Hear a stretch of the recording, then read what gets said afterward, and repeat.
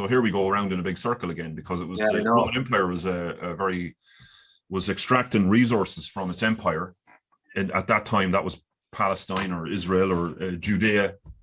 I think the Roman province of Judea it would have been at the time. But and yeah, of course, there was lots of revolutionary movements, and Jesus was a part of that. If you're looking at it historically now, not religiously, Jesus was a part of that. Or in and amongst all of those there was a lot of revolutionary movements, a lot of national, religious or otherwise movements, a lot of which were to deny exactly that. What do you call it? Deny the Roman tax collectors, which are famous in the Bible. There's that. I mean, there's a famous bit, isn't there, where Jesus goes into the temple and the money changers are all there. Yeah. And he throws all the tables over because this is from their point of view is an abomination to the religion and to the Jewish people, that the money changers are in the grounds of the temple, if you know what I mean. But the economy of Rome was very much based on, obviously it was an empire based on the extraction of resources, and one of the ways they did that was by taxing the people in its conquered territories, and that's what they did. So what were we saying? Yeah, Rome. Where were we? MMT, yeah. Modern monetary theory, which isn't modern at all, like you're saying, except what it is a description of the monetary system as it's developed in the modern now. It's a description of how the money system works now, okay? Which is descended from very ancient times, which we can go into sometime as well if you want. But why do people pay taxes? Okay, so what's the popular thing for why we pay taxes? Travelers don't pay taxes. Yeah, well, exactly. Well, this is where we go around the circle with empire again. So why do we pay taxes? Yeah, exactly. I mean, we could ask those questions because a lot of people we're under the assumption that we pay taxes to fund the government to allow it to do things, isn't that it? So we're throwing it as if we're throwing the money into a pot. Yeah, and we're assuming that if we didn't throw that money into that pot, that the government wouldn't have any money. Okay. Okay.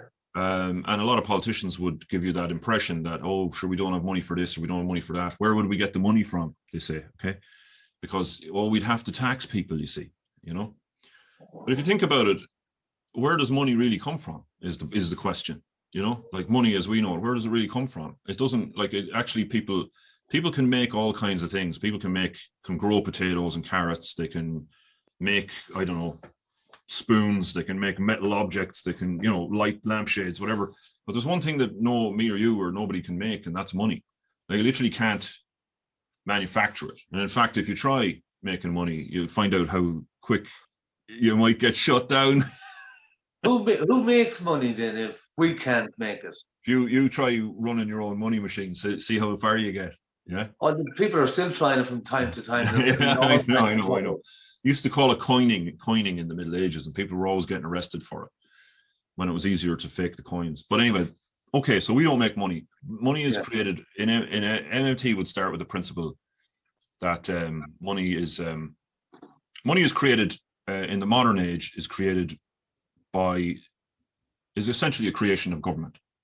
It's a creation of the state, if you know what I mean, and it does so through the central bank. And the central bank is the government has a very big checking account in the central bank, and it gives a license to the central bank to create debt in the central bank. Create a credit note to credit that. Basically, to allow the central bank, to allow other banks to have an account in the central bank, if you know what I mean. And the central bank literally just puts numbers on a computer saying, if you want to issue €1 billion, you just write -1 billion on an account in the central bank, and that 1 billion is credited then to to the other banks, if you know what I mean. They have accounts with the central bank, essentially. Okay, is actually probably how it works, really. But it's no more nor less than creating figures on a computer these days, because it's not connected to gold. It was until 1970. Some people might say, oh, well, sure, look, there must be a gold held or whatever, but that's not true. You could have a currency attached to gold, as in you have to have as much gold as what you're saying there is money, if you know what I mean. And that used to be this old way of doing it. But Yeah. since 1970, it's now what they call completely fiat currency. So fiat, I think the very first words of the Bible actually to go around in a circle. Fiat lux. No, it's not the first words, but there is the words in the Bible that say in Latin, fiat lux. It means let there be light. So fiat in Latin is let there be, and it means that it's created out of nothing, essentially. That's So amazing. you literally just write. It's like you could write it down on a piece of paper, or Okay, if you were to go anywhere pretty much in the world, well, almost anywhere, and tell people that money isn't real, there's a good chance you might end up with a black eye, if not laughed at. Well, it's real. It's real in the sense that it has real consequences and it's a real thing. We created it as a technology, so it's a fantastic technology, if you know what I mean.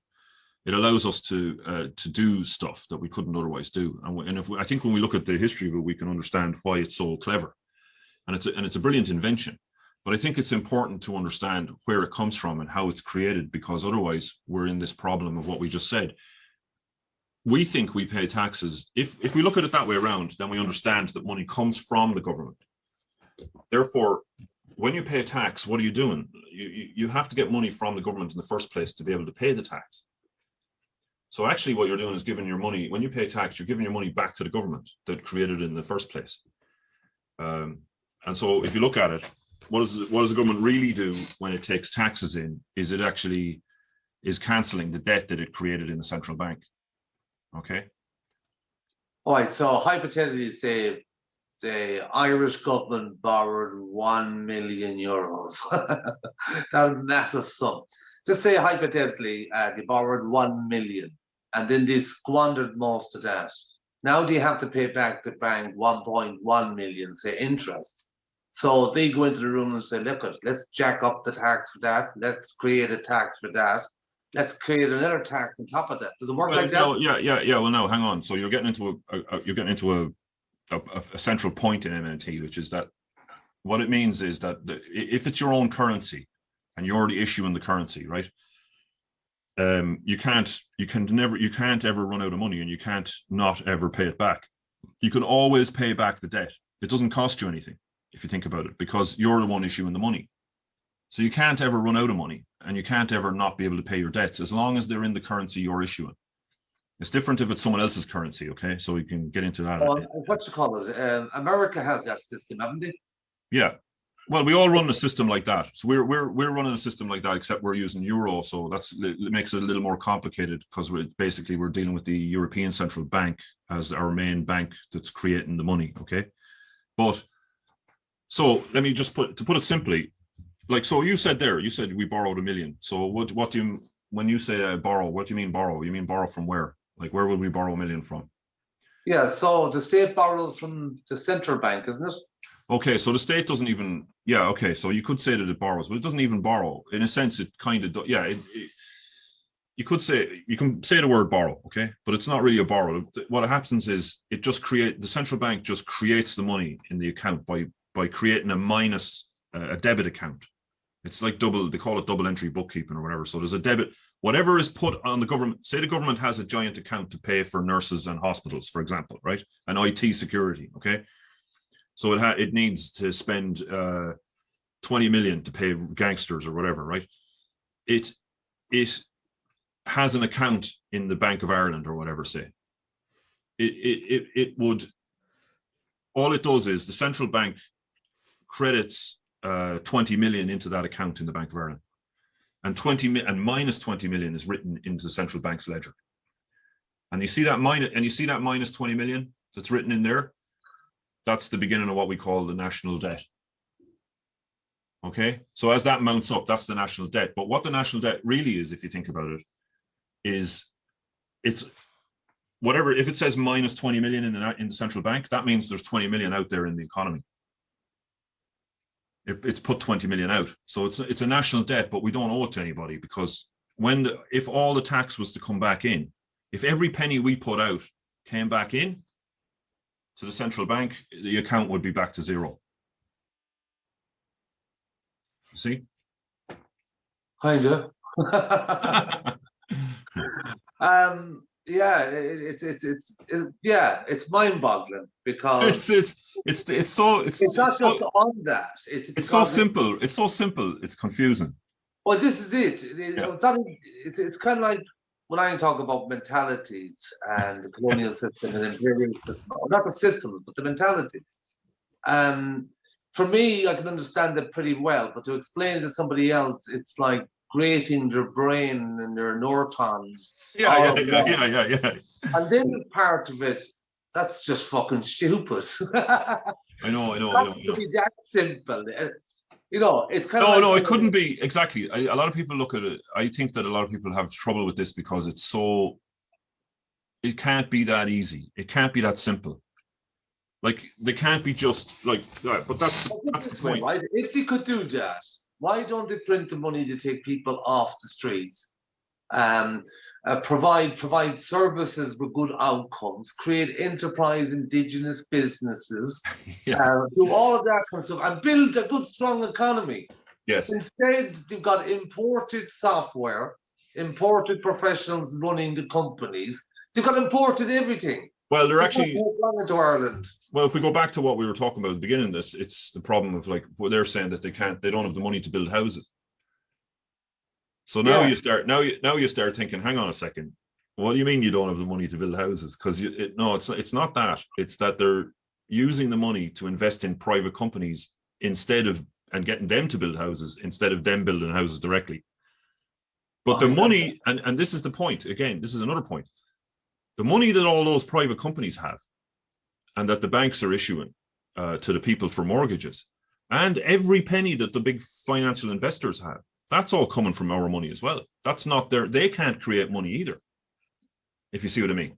They can't create.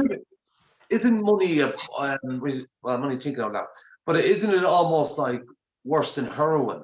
Isn't it an awful addiction where you create, say, because when I go think about the colonial system, when you're thinking about this, I'm still thinking of the big imperial system where it fits into in many ways. Now, if you think about that system, right, part of its invasion and conquest, one was to break down a nation, break down a people, chop up its land, landscape, all of that. It was to smash up a society, out of that create communities, smash up the communities, and out of that create individuals. And out of them individuals, it would put them in debt and tell them to go out and exploit other people, open companies, and do the same thing they're doing. Okay, well, the first, you're right, because the very first origins of it, say, and we go way, way back, long before Rome, into Sumeria or Babylon. Okay, and the very early times, it's in modern Iraq, again, to mention Iraq, but where human civilizations kind of began. So we call them civilizations because they're like the beginnings of cities and empires, and their systems that are based on, to some extent, based on money, on the origins of the writing and money and centralized systems. And it's actually in those kind of systems that that money as we're talking about it is invented in order to. It goes hand in hand with the creation of armies and empires. So in the early days, you would have an army where you were like kind of just defending your area, and you could only supply an army out to about 5 miles away or something. Come here, just on that. Do you think not you think, but maybe I'm thinking that maybe money wasn't necessarily intended as a widespread thing, but a fixed thing on armies, empires, soldiers, that kind of setup first. Yeah, when most people had no business with it. Most of the world never dealt with money at all. And even in the Middle Ages and that, they never really had any money. You didn't need money to do exchanges. And they didn't use barter either. They just, people gave each other stuff, essentially, but held an account of it. And often settled the account at the end of the year or twice a year or whatever. Or sometimes they would have a measure. They would have a gold. Often there was such a thing as money in the sense of gold, but it would be literally a measure, as in a kind of way of universally translating. You wouldn't actually be handing bits of gold to each other. You'd just be saying that these 3 cows are worth this much gold. And it would be like a way of rating them, if you know what I mean. And then it would be a way of saying, well, those 3 cows then are worth the same as 52 pots or whatever, because I can tell you, the Middle Ages, I can think back at very young and even travelers that didn't have bank accounts. didn't have them kind of services or access. Money, if we got it and accumulated and working, would either go into horses, it would go into something of an object with value that could hold its value and carry its value, whether it be jewelry and stuff like that. So that would be their kind of transfer of wealth. Yeah, because at the end of the day, the money is given its money is value. It's an object usually that doesn't have any value in itself. It was created by, the only way that it has value is that you have to pay tax in it. Okay, so for the people involved in the state system or in the empire system, the way that, okay, so to go back to Babylon, and we say that the army, right? The point would be that kings at first they used to hire. Obviously people would just defend their little area, fine. But then it became there was wars between states. Okay, so you'd have to go and invade the next state, but you'd have a problem on two fronts. You might hire soldiers to win the war, but you don't really want to pay them in. You don't want them walking around with, credit notes against you. You know what I mean? You don't want them. You don't want to be owing them stuff, essentially, right? So they would actually give them. They would actually give them gold, whatever, because obviously soldiers could just take it off you, or they might just take over your state, or take your grain stores or whatever. So to keep them in order, you would give them gold that they could carry around with them. And then what you do is you declare, in order to get the army supplied by the people of your country, you then say that the people in the country have to. It's a very simple thing that developed. If everybody once a year has to hand in a piece of gold to the central temple to the king, okay, that means that everybody in the country has to get a piece of gold. And then what you do is you only give the gold to the soldiers. Okay, so they're the only place you can get that gold. So it's gold with a little head stamped on it or whatever. And so wherever the army goes, the soldiers have gold. And wherever the army goes, the people will bring chickens and cows and milk and metal weapons and anything they can to get the gold off the soldiers. Okay, and if they get, and they'll trade. So there'll be wherever the army goes, there's a market. Okay, and wherever there's a market, there's exchange with money, if you know what I mean. When those exchanges happen, the people have the money to go and pay the tax, to the government at the center. But the reason the government imposes the tax onto the people is to actually control the where resources go to.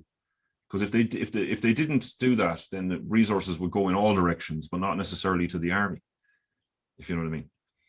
So you impose a tax. So money, one thing that gives money its value in the modern age is tax itself. That's one of the functions of it. It's not to pay for anything.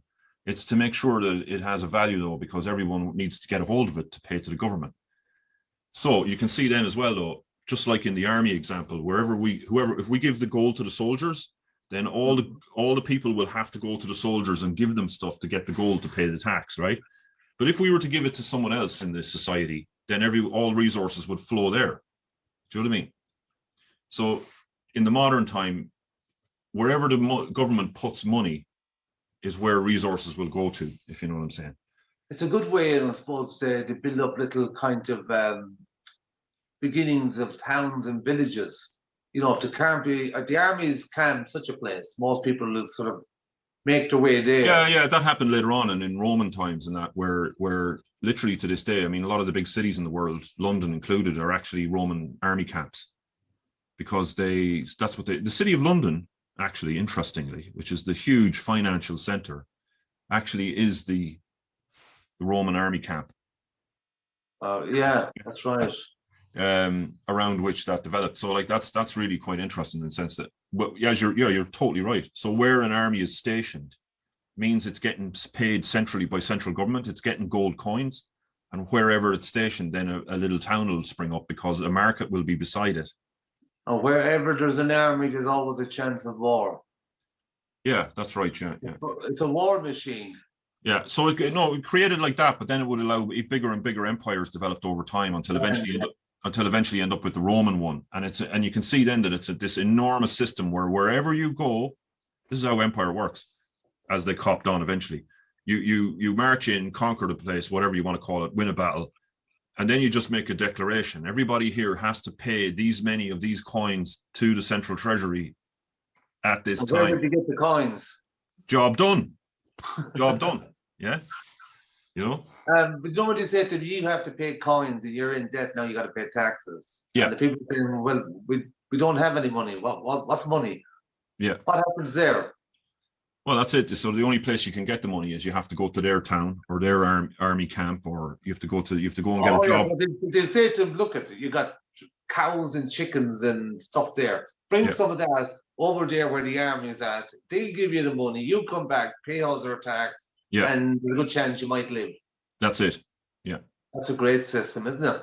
That's it. That's the beginnings of it all, and that's kind of what we're talking about. That's like, so that's what we're talking about. That's the beginning of it all, And so there is the truth. There's a couple of parts in there. Sorry to put the question in terms of, sometimes people can have a conversation and you go with the flow with it, and they got a good grasp on it, and then somebody comes along and says 3 sentences, and your face goes red because they just collapsed everything that you taught or whatever it might be.